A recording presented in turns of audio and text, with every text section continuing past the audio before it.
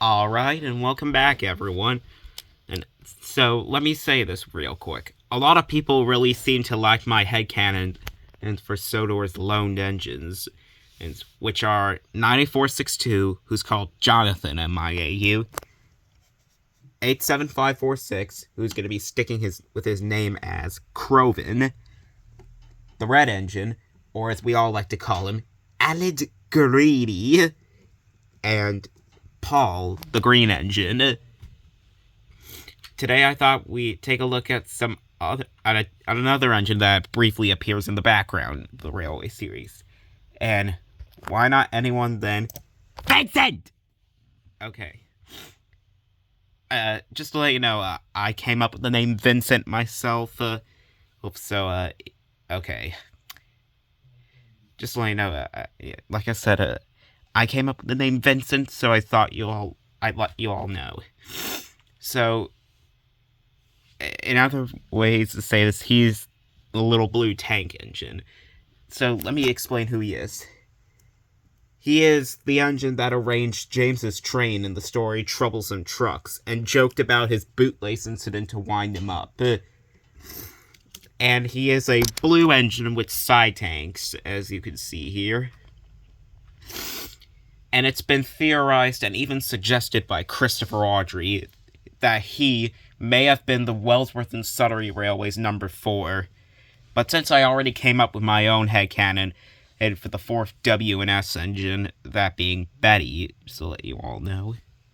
She's created by Rexel Jed, in case you couldn't tell. I'm gonna go with a different backstory altogether for Vincent.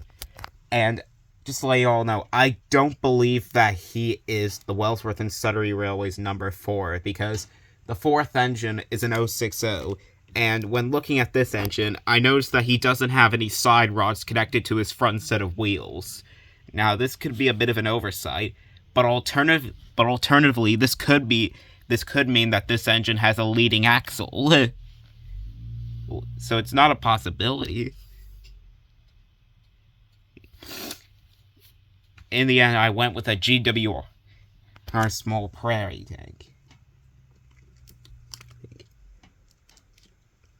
My headcanon for Vincent is that he was brought in to fill in for Horace when he was having his overhaul to be a tender engine, and I guess you could put it like that. Horace is created by the buried truck, by the way. Just thought I'd let you all know. Okay. Anyway, when Horace came back and rebuilt as a tender engine, and he was relocated to be a station pilot, hit at Nap. And he thought he'd joke about James's bootlace incident to him, and he ran off laughing to fetch another train. He was then told that he had to fetch a ballast train and to repair worn out parts of the line.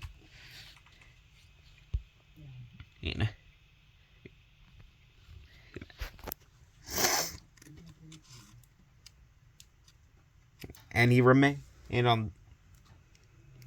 as a worker on Sodor for a while, until he was preserved by the Croven's Gay Preservation Society, where he's still at to this day, and he can occasionally make journeys down to Sodor from time to time. And despite him being preserved and grateful, he can still be cheeky, because he's just that sort of engine.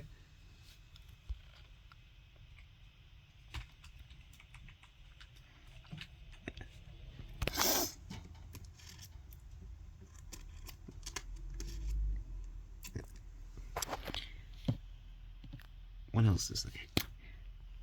Oh, yeah.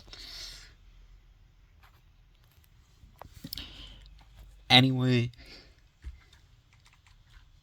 he would occasionally make journeys with trains of enthusiasts to the island to see what has changed over the past few years.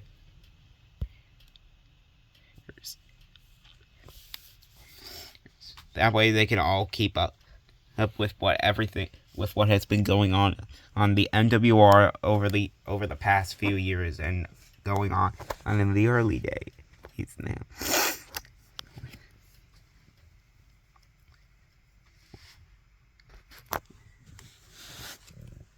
And he would occasionally, and sometimes when hearing a story about someone, he would like to crack up a joke about it, like with James's bootlace incident, as I said.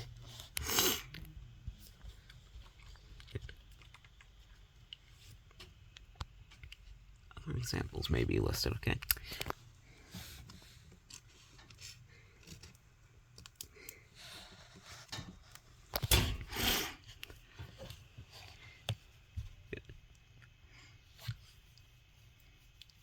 You can see?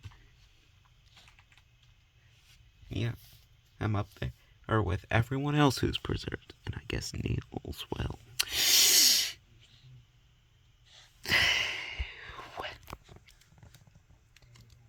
And here's shown on what that engines were like on the NWR in the earlier year. He felt proud of this. And would tell his story, and would tell the stories of his times on the NWR to everyone around him. And he would be proud of himself for being preserved as one of the few members of his class to be. And that's my headcanon for Vincent, aka the Blue Tank Engine. Let me know what you think down below, and I'll see you all next time. Bye.